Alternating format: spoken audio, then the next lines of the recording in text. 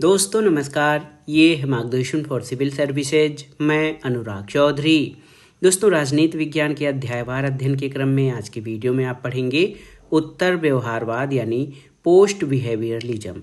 इसमें आप जानेंगे उत्तर व्यवहारवाद का अभिप्राय या अर्थ क्या है, उत्तर व्यवहारवाद के उदय के कारण क्या रहे हैं, परंपरावाद और उत्तर व्यवहारवाद में अंतर क्या है, उत्तर व्यवहारवाद की प्रमुख मान्यताएं या विशेषताएं कौन सी हैं, उत्तर व्यवहारवाद और व्यवहारवाद की तुलना यानी किन बिंदुओं पर उत्तर व्यवहारवाद व्यवहारवाद से अलग है, और अंत में उत्तर व्यवहारवाद की आलोचना और प्रमुख कमियां कौन सी हैं।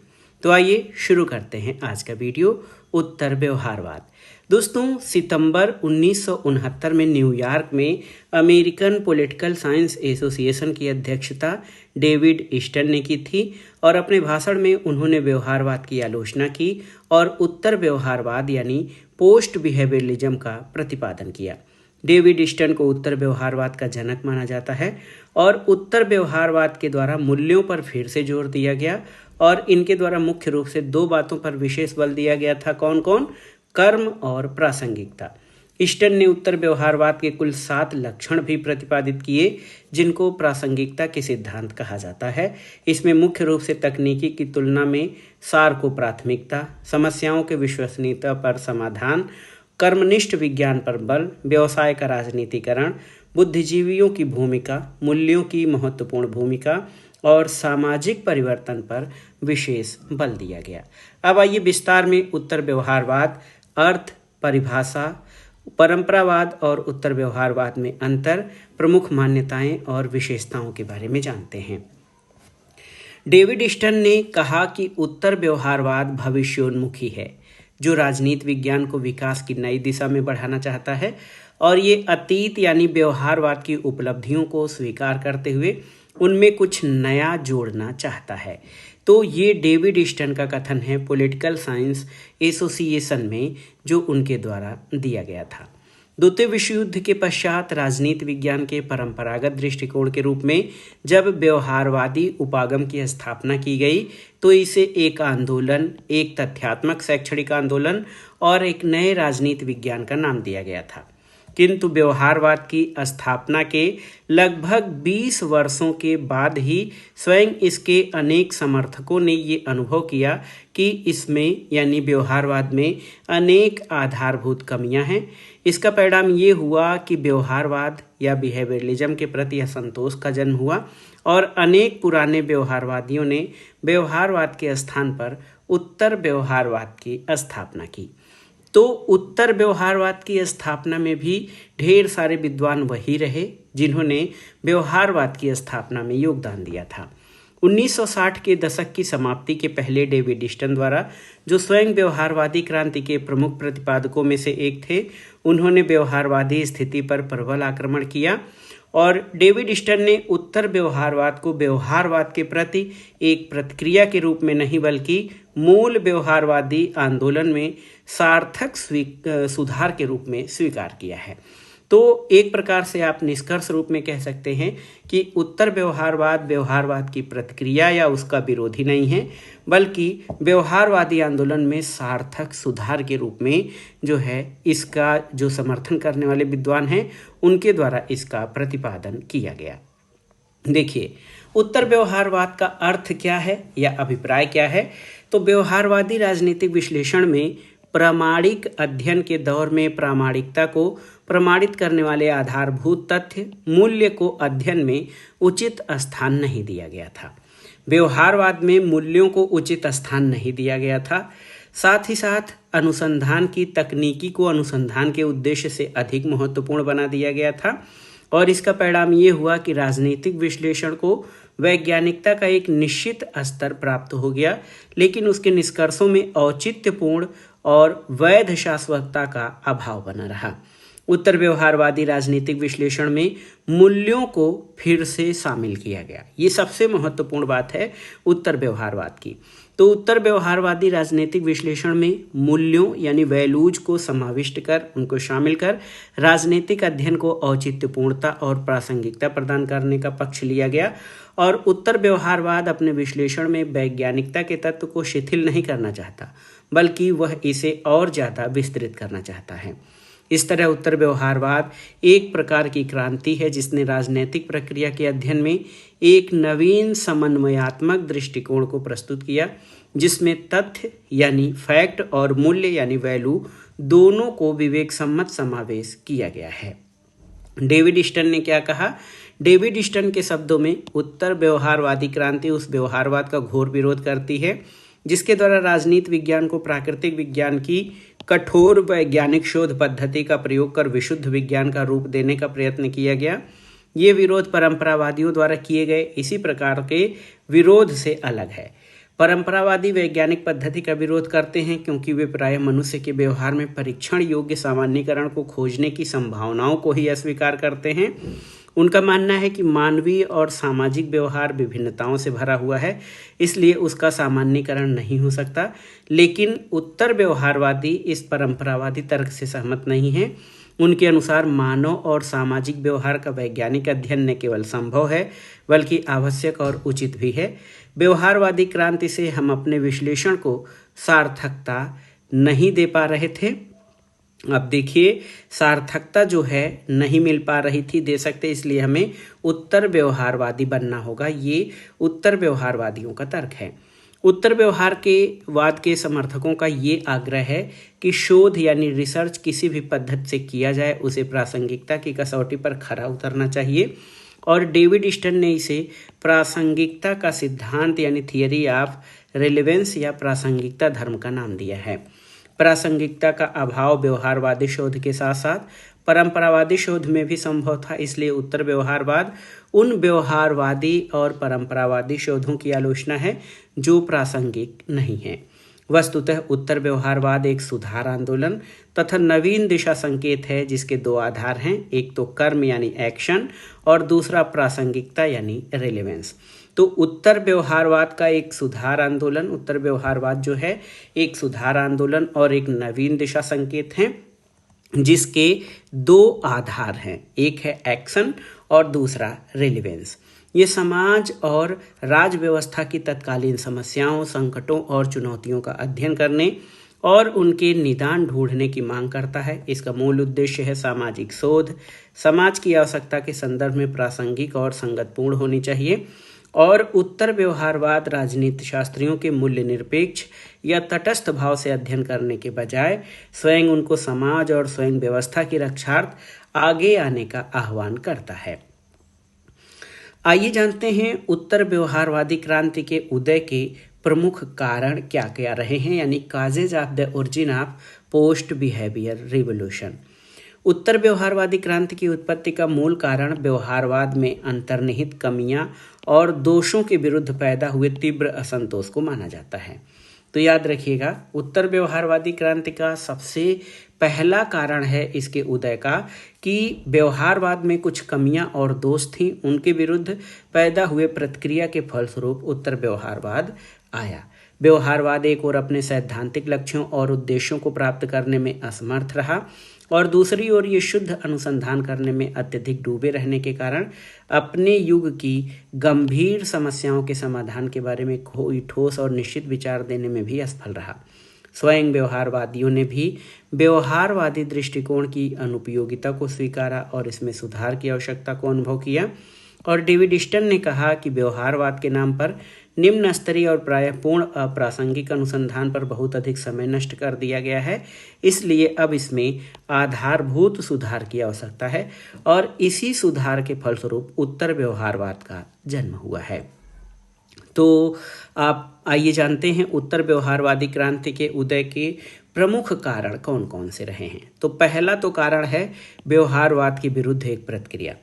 उत्तर व्यवहारवाद व्यवहारवाद के विरुद्ध एक प्रतिक्रिया है, और द्वितीय विश्व युद्ध के पश्चात व्यवहारवादी प्रयासों के माध्यम से राजनीति विज्ञान को एक विश्वसनीय सैद्धांतिक और वैज्ञानिक स्वरूप देने की चेष्टा की गई।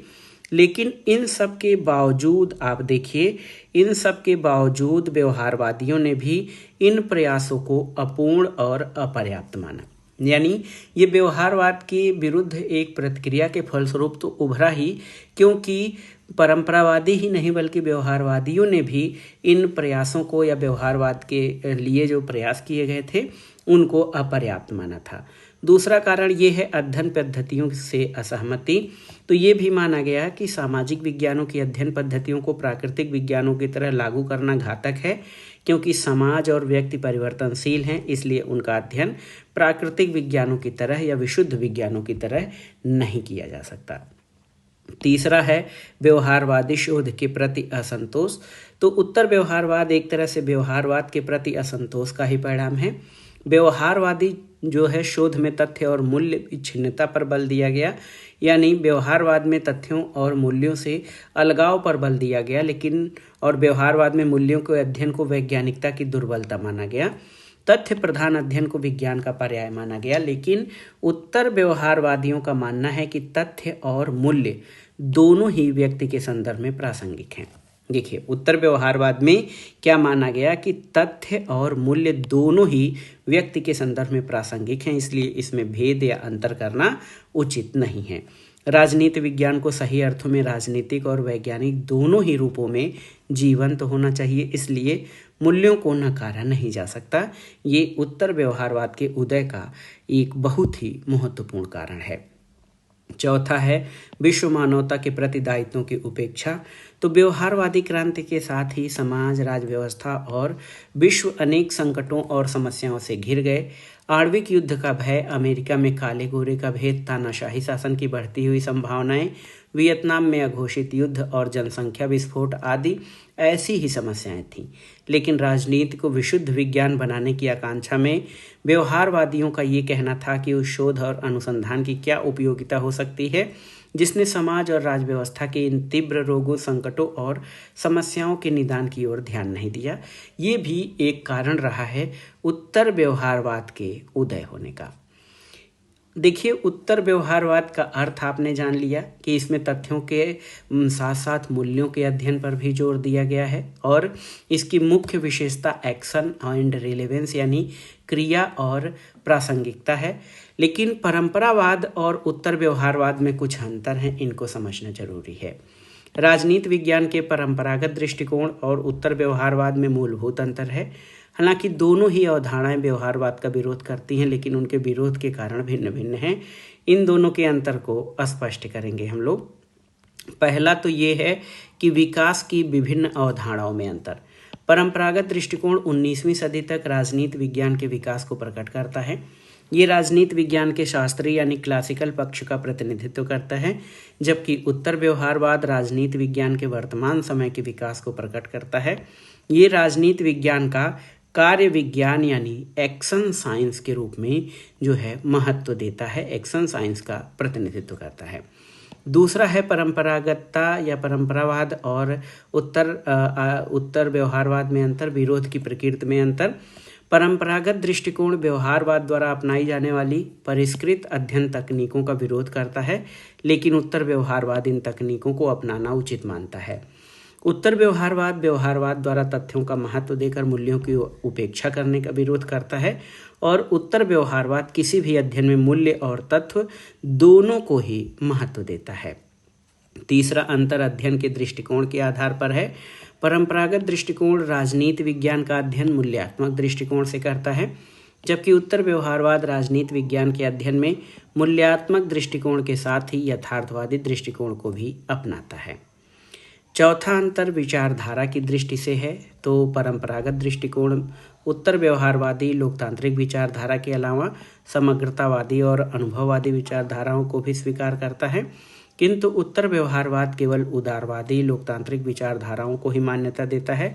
परंपरागत दृष्टिकोण की तुलना में उत्तर व्यवहारवाद में उदारवादी मानव मूल्यों के प्रति अधिक प्रतिबद्धता दिखाई गई है। और परंपरागत दृष्टिकोण तथा उत्तर आधुनिकता में जो उत्तर व्यवहारवाद में एक और अंतर है कि परिवर्तनों के प्रति दृष्टिकोण में अंतर। तो परंपरागत दृष्टिकोण अपनी प्रकृति से अनुदारवादी है, इसलिए वो सामाजिक परिवर्तनों के प्रति कम उत्साही है, जबकि उत्तर व्यवहारवाद स्पष्ट रूप से सामाजिक परिवर्तन का समर्थक है। ये भी अंतर का एक कारक है। छठा अंतर है प्रासंगिकता की दृष्टि से। तो परंपरागत दृष्टिकोण की तुलना में उत्तर व्यवहारवाद बहुत अधिक प्रासंगिक है।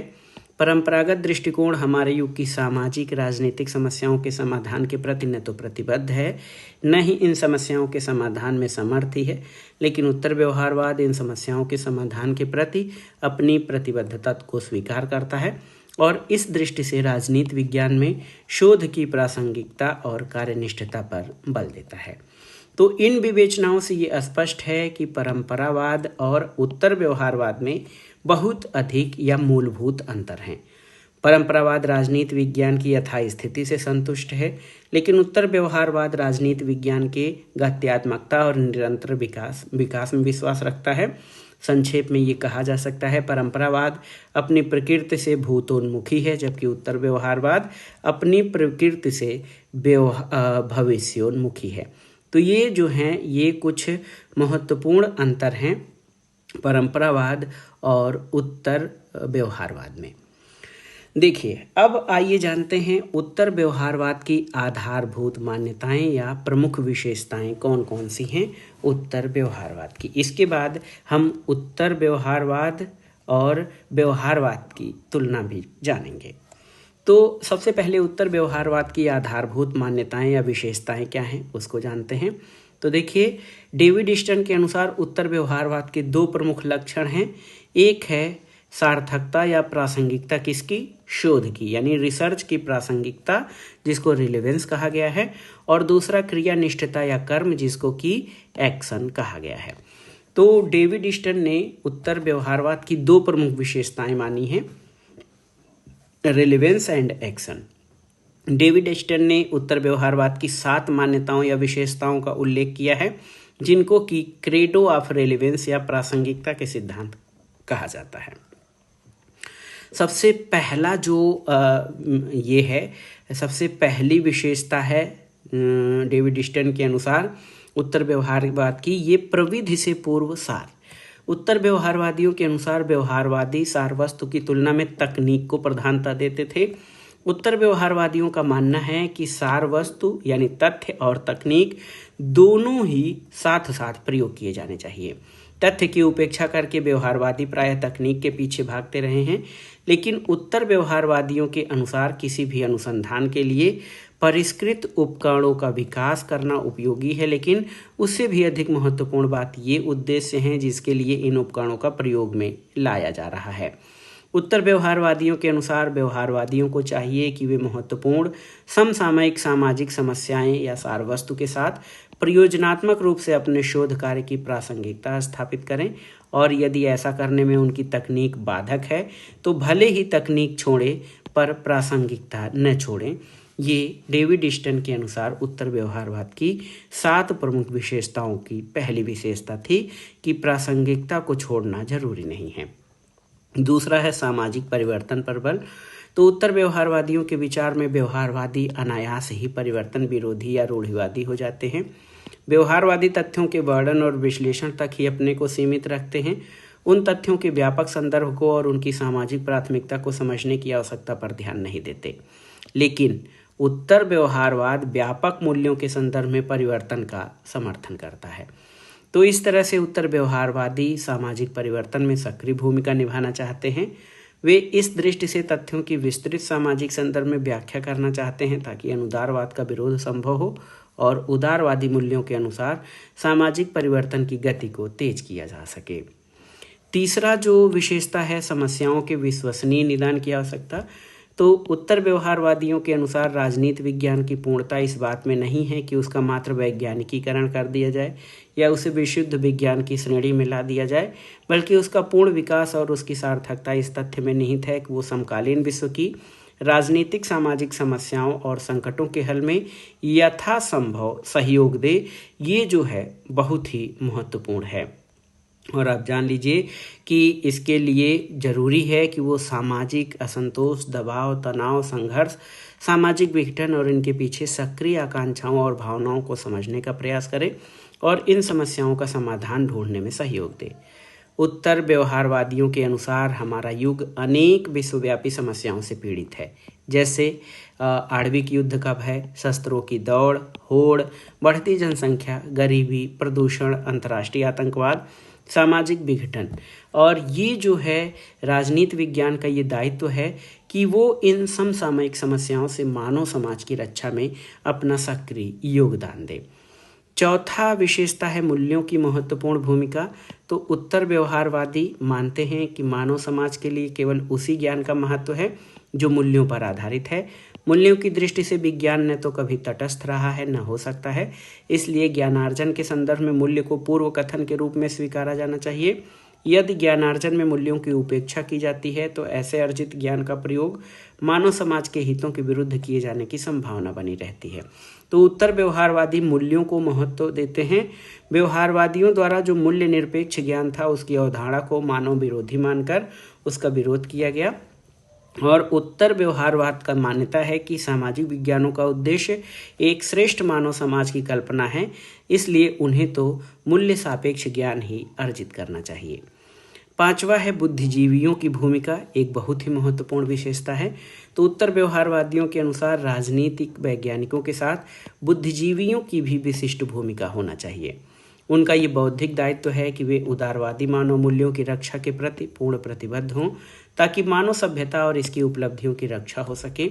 व्यवहारवादियों ने बुद्धिजीवियों को मात्र एक ऐसे शोधकर्ता के रूप में चित्रित किया था जो मानव मूल्यों की रक्षा के स्थान पर मूल्य निरपेक्षता के प्रति समर्पित थे, लेकिन उत्तर व्यवहारवादियों ने व्यवहारवाद के इस पक्ष का विरोध किया। उनके अनुसार बुद्धिजीवियों को ऐसे वस्तुनिष्ठ अनुसंधान पर श्रम और धन बर्बाद नहीं करना चाहिए जिसका मानव मूल्यों से कोई संबंध न हो। यदि वे मानव मूल्यों के प्रति उदासीन बने रहेंगे तो समाज में बुद्धिजीवियों के नाते उन्हें जो विशिष्ट स्थान और महत्व प्राप्त है उससे उन्हें वंचित होना पड़ेगा।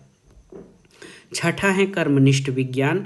तो उत्तर व्यवहारवादियों का ये आक्षेप है कि व्यवहारवादियों ने शुद्ध वैज्ञानिक अध्ययन के नाम पर संपूर्ण राजनीति विज्ञान को मात्र एक मनन विज्ञान यानी कंटेम्पलेटिव साइंस के रूप में बदल दिया, उसके क्रियात्मक पक्ष की उपेक्षा की। उनके अनुसार राजनीति विज्ञान अपनी प्रकृति से एक मानव विज्ञान के साथ ही एक कर्म विज्ञान भी है, इसलिए इसको जो है एक्शन साइंस के रूप में इसको देखना चाहिए। इसके दोनों पक्षों में उचित समन्वय की आवश्यकता है। डेविड ईस्टन के अनुसार जानने का अर्थ है प्राप्त ज्ञान को कर्म रूप में लागू करना और इस प्रकार कार्य करने का अर्थ है समाज के पुनर्निर्माण और पुनर्गठन में व्यस्त होना। कर्महीन ज्ञान निष्फल है और ज्ञान का फल कर्म है। ये उत्तर व्यवहारवाद के जो प्रणेता रहे डेविड ईस्टन उनकी मान्यता है। व्यवहारवादी राजनीति विज्ञान का उद्देश्य ऐसे ज्ञान की प्राप्ति करना मानते थे जो समाज के पुनर्निर्माण में सहायक हो। राजनीति विज्ञान मनन विज्ञान और कर्म विज्ञान दोनों हैं, किंतु सामाजिक उपयोगिता की दृष्टि से उसके मनन पक्ष की तुलना में कर्म पक्ष का महत्व अधिक है। ये उत्तर व्यवहारवाद की मान्यता है। सातवीं विशेषता व्यवसाय का राजनीतिकरण है। तो उत्तर व्यवहारवादियों के अनुसार व्यवहारवादियों की ये भूल थी कि उन्होंने शुद्ध वैज्ञानिक शोध के नाम पर राजवैज्ञानिकों और बुद्धिजीवियों से संबंधित समस्त संस्थाओं को अपने सामाजिक दायित्वों के प्रति तटस्थ, उदासीन और निष्क्रिय बना दिया। किंतु उत्तर व्यवहारवादियों का मानना है कि इन सभी संस्थाओं और संघों को अपने सामाजिक दायित्वों के प्रति अधिक समर्पित रहना चाहिए। यदि सभी राजवैज्ञानिकों और बुद्धिजीवियों का ये सामाजिक दायित्व है कि वे सामाजिक पुनर्निर्माण यानी सोशल रीस्ट्रक्चरिंग में सक्रिय सहयोग दें और उससे संबंधित संघ और संस्थाओं को भी इन सामाजिक दायित्वों को स्वीकार करना चाहिए। इस दृष्टि से वे व्यवसायों के राजनीतिकरण यानी पॉलिटिसाइजेशन ऑफ द प्रोफेशंस की अनिवार्यता पर बल देते हैं। और ये जो व्यवसायों का राजनीतिकरण है ये उत्तर व्यवहारवाद की प्रमुख विशेषता है। इसका अर्थ है कि राजवैज्ञानिकों और बुद्धिजीवियों से संबंधित संघों, शिक्षण संस्थाओं और विश्वविद्यालयों आदि को सामाजिक दायित्वों की पूर्ति के लिए अपनी राजनीतिक प्रतिबद्धता को खुले रूप में स्वीकारना चाहिए। इन संघों और संस्थाओं को विश्वव्यापी राजनीतिक सामाजिक संघर्ष में उदार मानव मूल्यों की रक्षा के लिए खुलकर मैदान में आ जाना चाहिए। और डेविड ईस्टन ने इस प्रकार का उत्तर व्यवहारवाद के प्रमुख लक्षण और मान्यताएं जो 7 गिनाई हैं, उनका मत है कि सभी उत्तर व्यवहारवादी इन बातों से सहमत हों, ये आवश्यक नहीं। उन्होंने उपर्युक्त विवेचन के आधार पर उत्तर व्यवहारवाद के प्रमुख सूत्रों का एक चित्र प्रस्तुत करने का प्रयास किया है और कमोबेश यही विशेषताएं उत्तर व्यवहारवादी विचारकों की हैं। अब आइए उत्तर व्यवहारवाद तथा व्यवहारवाद की तुलना यानी comparison between behaviourism and post behaviourism के बारे में जानते हैं। देखिए, अपनी उत्पत्ति से व्यवहारवाद और उत्तर व्यवहारवाद दोनों ही आधुनिक राजनीति विज्ञान को अमेरिकी राजनीति वैज्ञानिकों की देन है। कुछ विद्वानों ने उत्तर व्यवहारवाद को व्यवहारवाद के प्रतिक्रिया या विरोध स्वरूप उत्पन्न असंतोष और तीव्र बौद्धिक प्रतिक्रिया बताया है, जबकि उत्तर व्यवहारवादियों के अनुसार उत्तर व्यवहारवाद में महत्वपूर्ण सुधार है, ये उसके विरुद्ध या प्रतिक्रिया स्वरूप नहीं उभरा है। व्यवहारवाद और उत्तर व्यवहारवाद के जो अंतर हैं उनको कुछ रूपों में प्रकट किया जा सकता है। पहला है विकास की विभिन्न अवस्थाओं में अंतर। तो व्यवहारवाद परंपरागत राजनीतिक दृष्टिकोण के विरुद्ध एक बौद्धिक प्रतिक्रिया है और ये परंपरागत राजनीतिक दृष्टिकोण के आगे राजनीति विज्ञान के विकास को प्रकट करता है, किंतु उत्तर व्यवहारवाद इसके भी आगे के राजनीतिक विज्ञान के विकास को प्रकट करता है। इस प्रकार ये दोनों आधुनिक राजनीति विज्ञान के विकास की दो भिन्न भिन्न अवस्थाओं को प्रकट करते हैं। व्यवहारवाद और उत्तर व्यवहारवाद में दूसरा अंतर प्रकृति के आधार पर है। व्यवहारवाद परंपरागत राजनीतिक दृष्टिकोण के विरोध में उत्पन्न हुआ और स्वयं किसी वास्तविक सिद्धांत के प्रतिपादन में असफल रहा। व्यवहारवाद की मूल प्रकृति रचनात्मक नहीं है, लेकिन उत्तर व्यवहारवाद अपनी प्रकृति से रचनात्मक है। इसने केवल व्यवहारवाद का विरोध ही नहीं किया बल्कि कुछ नया प्रयोग कर उसका विकास किया है। उत्तर व्यवहारवादियों ने परंपरागत दृष्टिकोण से मूल्य की अवधारणा और व्यवहारवाद से तथ्य की अवधारणा प्राप्त की है। इस प्रकार उत्तर व्यवहारवाद की प्रकृति व्यापक और समन्वयवादी है। तीसरा है दृष्टिकोण में अंतर। तो व्यवहारवाद ने राजनीतिक अध्ययन में केवल तथ्यों के महत्व को स्वीकारा है और मूल्यों की उपेक्षा की, ये व्यवहारवाद ने। लेकिन उत्तर व्यवहारवाद ने राजनीतिक अध्ययन में मूल्य और तथ्य यानी फैक्ट एंड वैल्यूज दोनों के महत्व को स्वीकार किया है। चौथा अंतर मान्यता के आधार पर है।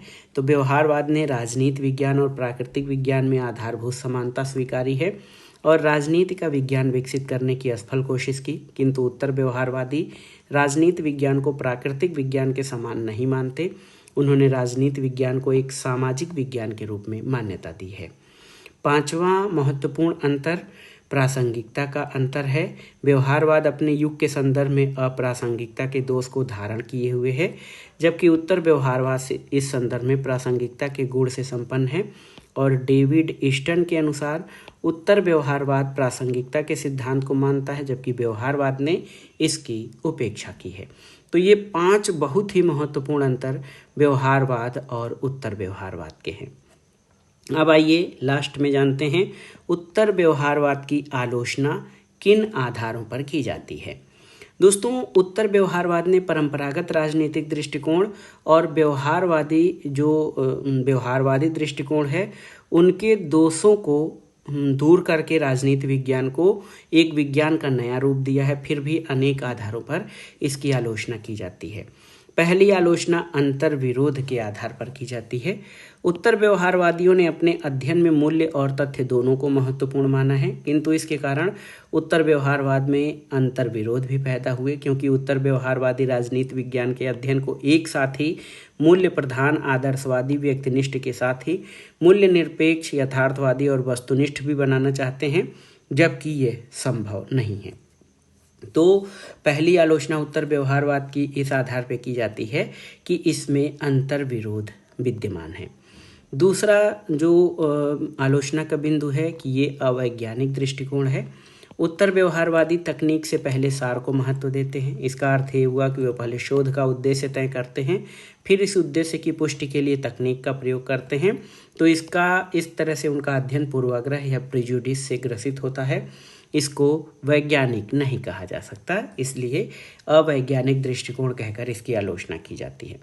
तीसरा है अमेरिकी राष्ट्रीय हितों का प्रतिनिधित्व। तो व्यवहारवाद की भांति उत्तर व्यवहारवाद भी अमेरिकी राजनीतिक वैज्ञानिकों की विश्व को देन है, किंतु व्यवहारिक राजनीति की दृष्टि से दोनों में एक आधारभूत अंतर है। जहां व्यवहारवाद की प्रतिबद्धता अत्यधिक शोध के प्रति थी, वहीं उत्तर व्यवहारवाद की प्रतिबद्धता उस प्रासंगिकता के प्रति है जिसे अमेरिकी राष्ट्रीय हितों और मूल्यों के संदर्भ में समझा जा सकता है।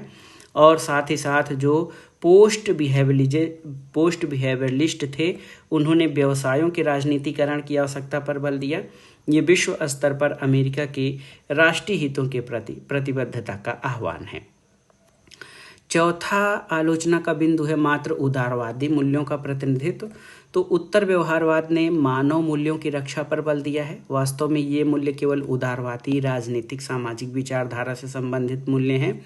ये मूल्य समाज और समुदायों के ऊपर व्यक्ति की स्वतंत्रता को अधिक महत्व देते हैं। उत्तर व्यवहारवादी अपने उदारवादी मूल्यों को ही मानव मूल्य मानते हैं, इन्हें स्वयं सिद्ध और शाश्वत मूल्यों के रूप में स्वीकारते हैं, जबकि इन मूल्यों का मात्र अपेक्षित महत्व है और अन्य महत्व भी हैं, अन्य बिंदु भी हैं जिन पर कि जो है इनको ध्यान देना चाहिए था। पांचवा आलोचना का बिंदु है थर्ड वर्ल्ड के लिए सीमित महत्व। तो उत्तर व्यवहारवाद ने अपने मानव मूल्यों को लोकतांत्रिक व्यवस्था के अनिवार्य और आधारभूत मूल्यों के रूप में प्रस्तुत किया, लेकिन तृतीय विश्व यानी एशिया, अफ्रीका और लैटिन अमेरिकी महाद्वीपों की राजनीतिक अस्थिरता, अत्यधिक दरिद्रता, विपन्नता, जनसंख्या विस्फोट से जूझती लोकतांत्रिक व्यवस्थाओं की दृष्टि से इन मूल्यों का सीमित महत्व है। इन लोकतांत्रिक व्यवस्थाओं की पहली आवश्यकता तीव्र आर्थिक विकास के साथ राजनीतिक स्थिरता प्राप्त करना है। इसलिए ये लोकतांत्रिक व्यवस्थाएं विकास के प्रसंग में मूल्यों को महत्व देती हैं, जबकि उत्तर व्यवहारवादी मूल्यों पर आधारित विकास को बल देते हैं। तो इस तरह से तृतीय विश्व की लोकतांत्रिक व्यवस्था की दृष्टि से उत्तर व्यवहारवादियों के मत, दृष्टिकोण और मूल्यों का सीमित महत्व है। लेकिन अंत में ये कहा जा सकता है कि अनेक आधारों पर उत्तर व्यवहारवादी दृष्टिकोण की आलोचना के बावजूद इसका महत्व कम नहीं है, न ही इसे अस्वीकार किया जा सकता है। उत्तर व्यवहारवाद ने परंपरावाद तथा व्यवहारवाद दोनों के दोषों को छोड़ा है और इनके गुणों में उचित सामंजस्य स्थापित किया है। उदाहरण के रूप में देख सकते हैं, परंपरावाद ने शास्त्रीय अध्ययन पद्धतियों और मूल्यात्मक अध्ययन पर बल दिया है, जबकि व्यवहारवाद ने वैज्ञानिक तकनीकों और मूल्य निरपेक्ष अध्ययन को मान्यता दी है। इन दोनों के विपरीत उत्तर व्यवहारवाद ने मूल्यात्मक अध्ययन और वैज्ञानिक तकनीक दोनों को ही अपनाया है। इसमें परंपरावाद में निहित मूल्य के गुण को और व्यवहारवाद में निहित तथ्य के गुण को महत्व दिया गया है। तो एक प्रकार से इसने अच्छी व्यवस्था और अच्छी पद्धति को अपनाया है। तो उत्तर व्यवहारवाद राजनीति विज्ञान की संतुलित और आधुनिकतम विकास की अवस्था का प्रतिनिधित्व करता है। तो कुल मिलाकर अगर देखा जाए तो उत्तर व्यवहारवाद राजनीति विज्ञान में एक नवीन अध्ययन पद्धति को दर्शाता है और ये परंपरावाद और व्यवहारवाद की कमियों को दूर करके एक समन्वयवादी अध्ययन दृष्टिकोण प्रस्तुत करता है। तो कुल मिलाकर डेविड ईस्टन, जिन्होंने व्यवहारवाद का प्रतिपादन में महत्वपूर्ण योगदान दिया, उन्होंने ही उत्तर व्यवहारवाद के अध्ययन के प्रति भी विशेष आग्रह दर्शाया। डेविड ईस्टन को उत्तर व्यवहारवाद का जनक माना जाता है। इसमें कर्म यानी एक्शन और रेलेवेंस यानी प्रासंगिकता पर विशेष बल देते हुए एक नया समन्वयकारी दृष्टिकोण प्रस्तुत किया गया है। तो दोस्तों, ये था आज का वीडियो। इसमें हमने उत्तर व्यवहारवाद यानी पोस्ट बिहेवियरिज्म के बारे में जाना, इसके अभिप्राय, विशेषताएं और किन आधारों पर व्यवहारवाद उत्तर व्यवहारवाद में अंतर है तथा उत्तर व्यवहारवाद की प्रमुख आलोचनाएं या कमियां कौन सी हैं। तो ये वीडियो बहुत ही महत्वपूर्ण है आपके लिए, आप इसको अच्छे से तैयार कर लीजिएगा। और ये वीडियो आपको कैसा लगा हमें कमेंट बॉक्स में ज़रूर बताइएगा। वीडियो को लाइक करें, शेयर करें और इस चैनल मार्गदर्शन फॉर सिविल सर्विसेज को सब्सक्राइब करें। वीडियो देखने के लिए धन्यवाद। नमस्कार।